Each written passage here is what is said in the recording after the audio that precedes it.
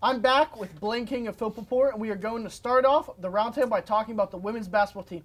All right, Blaine, what are the standings for the women? Well, Kyle, so far the women's they stand first in the KIAC North Division. They have a 3-1 record in KIAC play, followed by Rio, who's second with 2-1, and IU East, who's also have a 2-1 record, who stand third. Now, Phil, how big is it for the Pioneers? Because they can host the whole way through. How big is it for them to do that?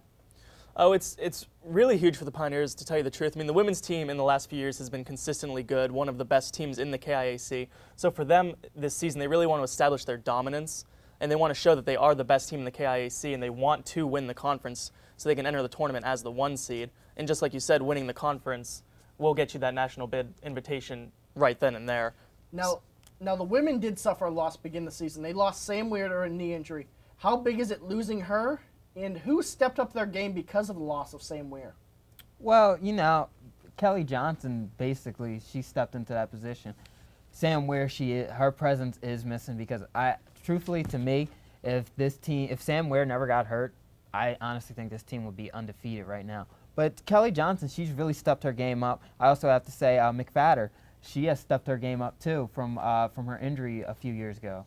Well, talk about Jania McFadder's impact, because before her injury, she was the best scorer on this Pioneers team. Then she came back this year. Didn't start off hot, but how good is she doing right now? Oh, she's doing great. I mean, the beauty of the Point Park team, to tell you the truth, from the women's side is they just have depth in general. Like, I broadcasted the game they played against IU Kokomo, and Coach Grenick he would substitute 5 players out at a time. So, I mean, when you have players like McFadder and you have players like Kelly Johnson and Alexis Zanakis, I mean, to have that starting 5 that can contribute in any way possible is great. But, I mean, the depth they have, they can literally bring in any player at any point to step up and contribute, which I think is what's key for the Point Park team, to tell you the truth. Now, the Pioneers have always made their living on getting a lot of transfer players. Now, we're going to talk about a big one. How big's Kelly Johnson been? 15.5 a game. She's averaging 4.5 rebounds a game, and she's leading the team in points with 267. That's pretty huge to me. She's leading the team in every possible category. 78 assists, 61 steals. That's pretty good to me. I don't know about you two. Yeah, and she just has the leadership quality too. I mean, it's clear that she is the leader of the team. And I mean, she just has a general intensity that every game she's going to be the one that steps up, that gets the steal, that gets the clutch layup, and she can pass. I mean, she literally has everything going for her. Now, what does this team need to do to be a legitimate tournament contender? Because we know every year they've been able to go to nationals, but they've kind of fallen flat on their face. What do they need to do to make it past round 1? Well, the thing is, you always want to go in the tournament hot, and you want to go in on the right pace. So one thing is this team, they have the shooter. You have a sharpshooter and Kelly Johnson. You're getting the play from your other 2 guards, and Zanakis and Kiddio. So basically you want that all to come together, and if it comes together for just 1-2 games, you're going to make a deep run.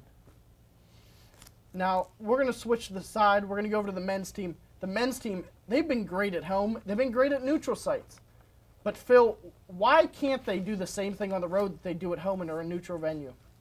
Well, I'd have to say that I think the thing about the road is I just don't think that they travel well, because for a lot of their games, especially on the road, they start out slow.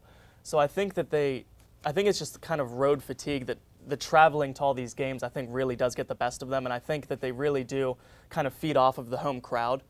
So I'd say that having the home crowd, and even at neutral sites, not having the other team's crowd, rooting against them, I think that they really feed off their own crowd, and I think they just really like playing at home. So I'd have to say that.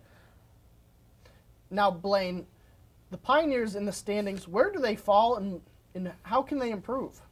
Well, Kyle, in the North Division, they are in second place. They have a 2-2 record overall in the KIAC. In front of them is IU East, and right behind them is Rio Grande, who they defeated. But we also have to watch out for IU Kokomo, who's pushing up at number 4. Now, Phil, what does this men's team need to do to improve? We all know about the defense, but what else can they do besides for that? Yeah, defense is definitely where they need to improve, but the thing is recently they haven't been scoring as much as they've been accustomed to. Like I said in my segment, that they were second in points per game. So I think they really just need to try and get their scoring touch back. Recently, a lot of the players have gone cold, and I think a lot of the players have been trying to do things themselves. instead of trying to get other players involved. And I know that in the Rager system, it's kind of go down, shoot as quickly as possible, and go for as many possessions as possible. But I think the team kind of needs to slow down the pace and try and work each other into the game instead of trying to do everything themselves. Now, since we talked about players, who've been some big players on this Pioneers team? Well, Phil mentioned it earlier. Jeremy Williams has been huge. He's averaging 20 a game. He's leading the team with 112 assists.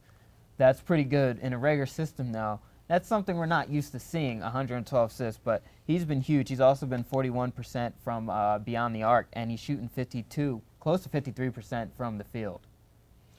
Well, thank you guys for joining me. After the break, we'll be talking about what is going on locally and nationally in the world of sports. Stay tuned.